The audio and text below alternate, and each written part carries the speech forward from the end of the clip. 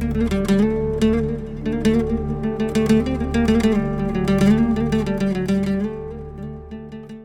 what's up? Welcome back to my kitchen.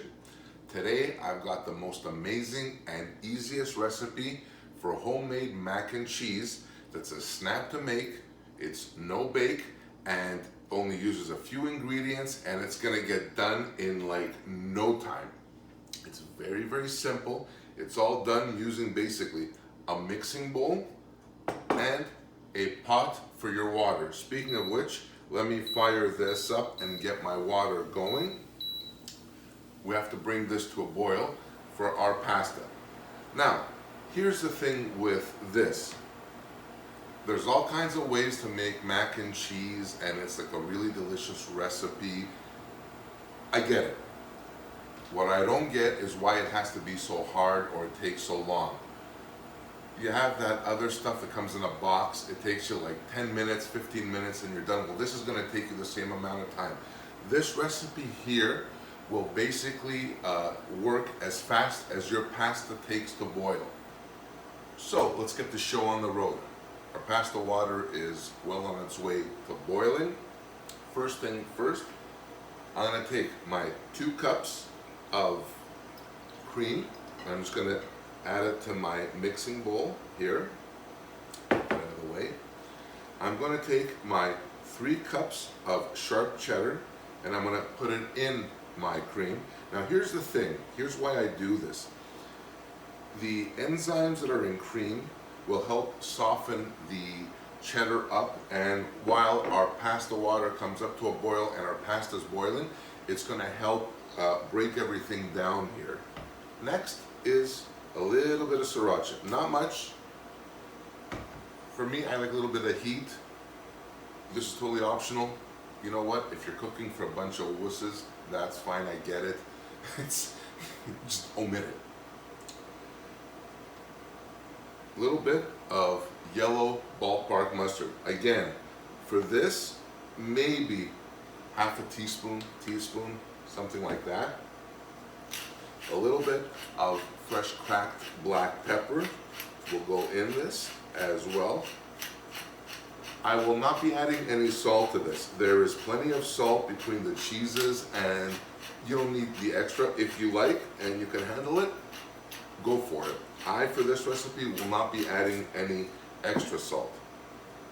I'm going to be doing the little bit of feta, and I'm just going to finely crumble that up with my hands. And this is going to add, like we were talking about before, a little bit of sharp brininess, and it's going to add a certain tang. I like it. Again, feel free to play with this recipe. It's not a big deal.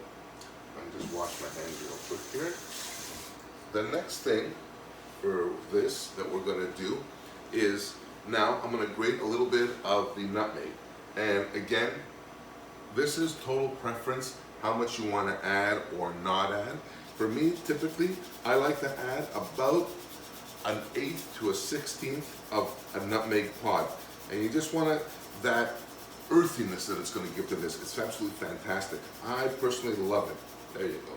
Perfect. That's awesome right there. The next part of this is to make sure that all of our ingredients, our cheeses, our cream, our nutmeg, our sriracha sauce, our mustard, all that is incorporated and blended nicely, because the next trick to this is nothing. You're just going to leave this be, let it sit there for like 10-15 minutes, whatever it takes for our pasta water to come up and our pasta to get boiled, and that's it. It will break down on its own.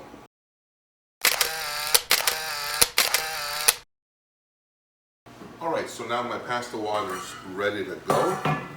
Time to add our pasta. In this case, I'm using the spirals. You can use whatever you like. Short pasta you prefer is totally fine. Here's the thing. When it comes to like pasta and portions and portion control, I don't know like who the hell these people are that they say like the normal portion is like 85 grams. Like seriously? To tell you the truth, I need like 85 grams just to check for doneness, if it's done or not. So I don't know who these people are, but usually I go a little heavier than that. So I'm just gonna add my pasta here.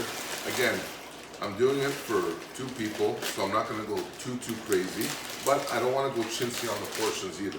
Like, it's one thing to make a portion for 2, and it's another thing for 2 people to be left hungry at the end of the day. That's not a good thing.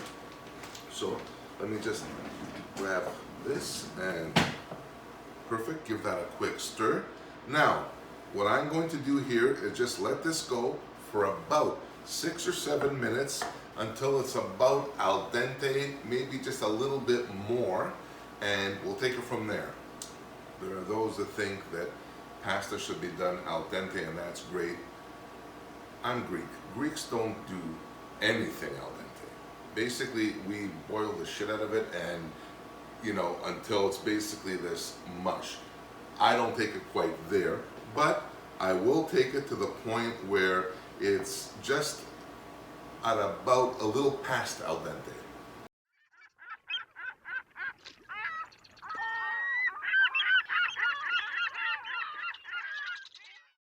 All right, so now my noodles are done. It's been about 8-9 minutes, whatever.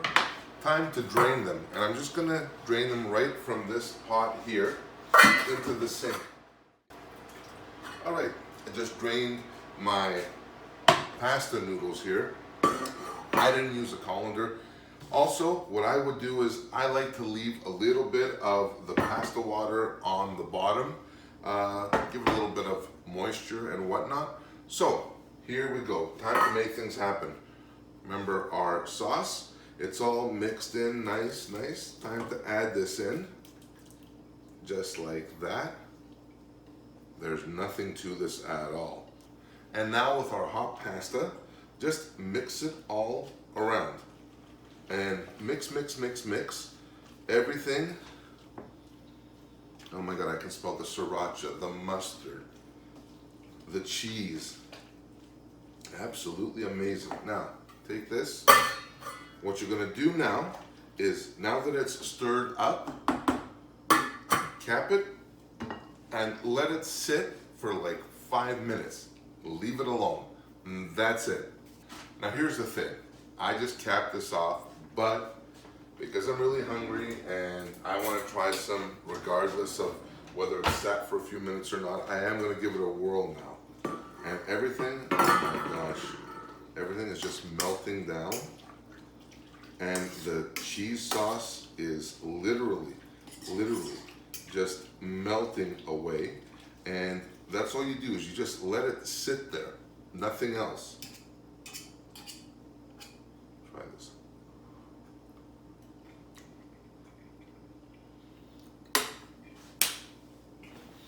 Oh my God. That is so freaking delicious. It is like upscale, kicked up a notch mac and cheese, but with a zing. I've got the sharp cheddar. I've got the tang or that twang of the feta. I've got the nutmeg. I've got the mustard. I've got the sriracha sauce, giving a little bit of heat from the background. Everything is just absolutely magnificent. Magnificent. Oh my God. This is perfect.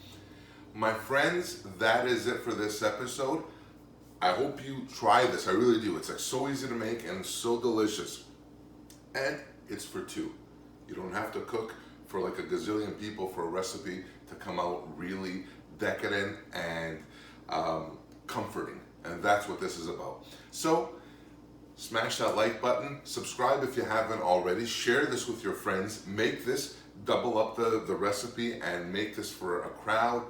Bring this to your church, your synagogue, your mosque, whatever you go to, your friends, bring it and share. This is fantastic. So until next time, thank you so much for watching. See you on the next video. Bye for now.